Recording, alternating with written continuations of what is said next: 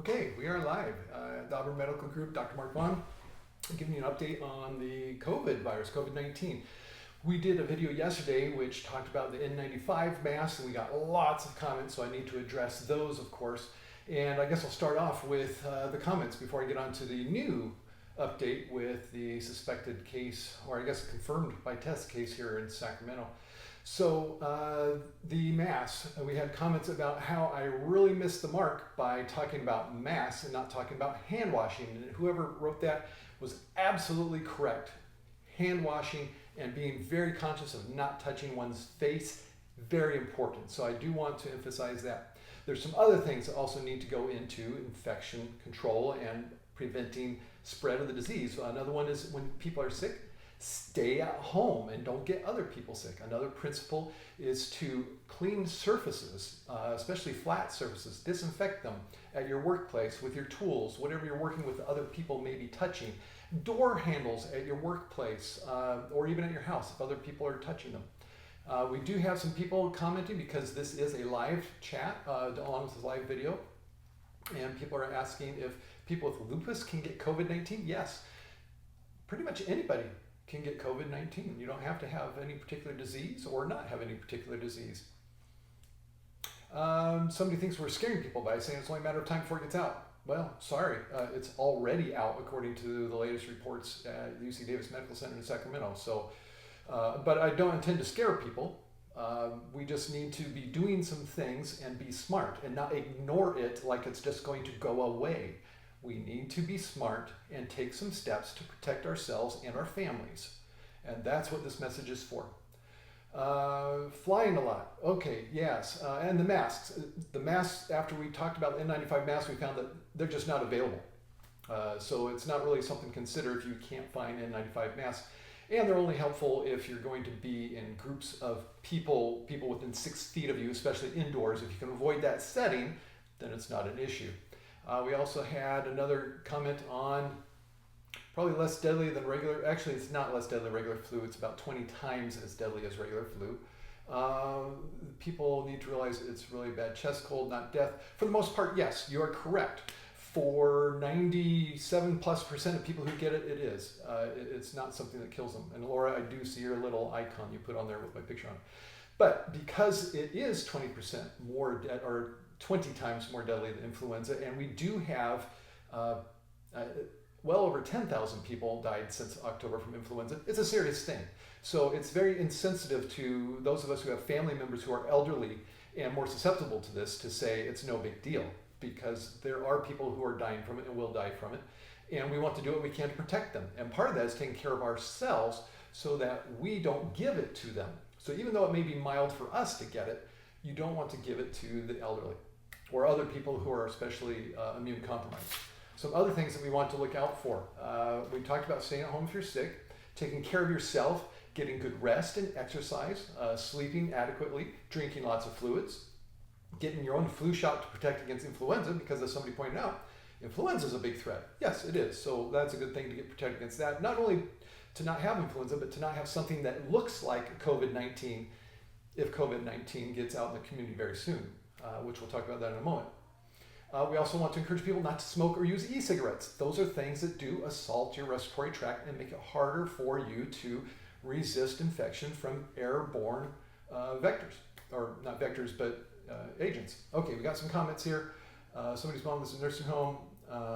Somebody else says they have a severe cold right now and keep washing hands. Yes, absolutely, keep washing hands. That's very important.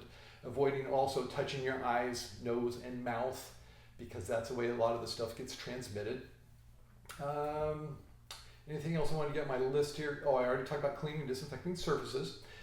So now the news for the day. The big thing that's in the news about COVID-19 is the case at the UC Davis Medical Center in Sacramento, where somebody was there for a few days with upper respiratory symptoms after transferring from Solano County, and then was found to have COVID-19.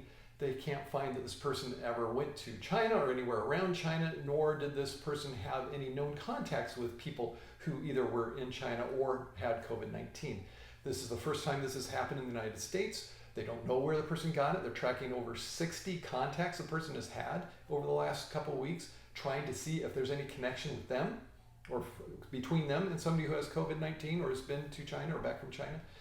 So this could be the first case indicating that it's out in the community. And if it is, then we're going to be seeing it. We're going to be living with it. We're going to have eventually what they call severe disruption, because it's contagious and there's people who are going to be hurt by it. Although, again, to emphasize, most people will not. Even if they get it, they'll get over it. But the quarantine can be very disruptive. 14 days of not being able to get out of your house. That, I know most people, that would be a serious inconvenience to their regular life. So that's why we're trying to not get sick and tell people to take steps to not get it. So being careful, not being around crowds, not being close to people, try to keep the minimum distance 6 feet, be good about washing your hands and not touching your face, eyes, nose, mouth.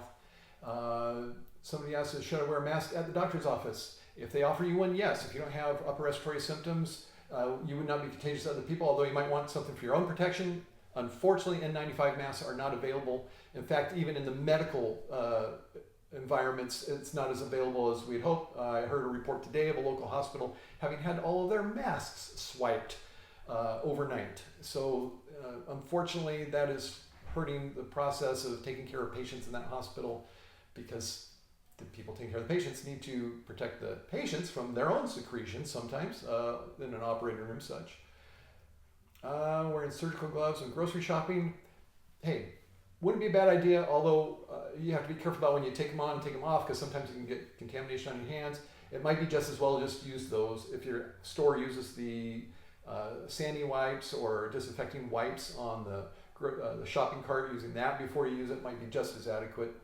Wondering, can someone just be carrier and not, as far as someone just being carrier, yes, there have been confirmation of cases of people being able to transmit it to somebody else before they have symptoms during the carrier state.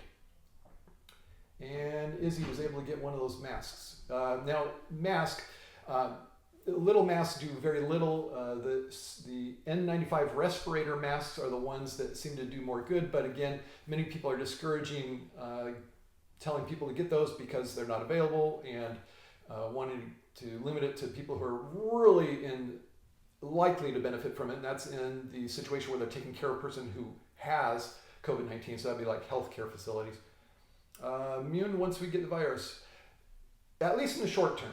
Nobody knows in the long term because it hasn't been around long term. And some other questions that I may have missed earlier. Somebody 66 flying to South Florida to take care of the 10-month grandchild. Should I be concerned enough to find a respirator mask? You know what? If I was you, I would wear an N95 mask on the plane. That's just the way it is. In fact, I would also wear eye protection that goes around the sides. If it was me, that's what I would do. Nikki Knack, some symptoms. It's pretty simple. Cough, shortness of breath, fever. And somebody thanking us for taking the time. So yes, you are welcome, and I wanted to get that updated. I wanted to de-emphasize the N95 respirators and emphasize the hand washing. And again, that was because of somebody like you who made comments on one of these videos. If you want to make sure to get these videos, you have to be subscribed and hit the bell icon so you get the notifications so you won't miss them. And we do appreciate people who decide to join the channel and can get their neat little icons on the chat, like Laura Spirz and it's Laura Spirz who did it today. And then the last couple of comments before, Laura Spirz, of course. You're welcome, Laura. Okay, that kind of covers the latest here. We'll try to keep you up to date. Thank you for supporting the channel. Until next time, Dr. Mark Vaughan telling all of you to stay in good health.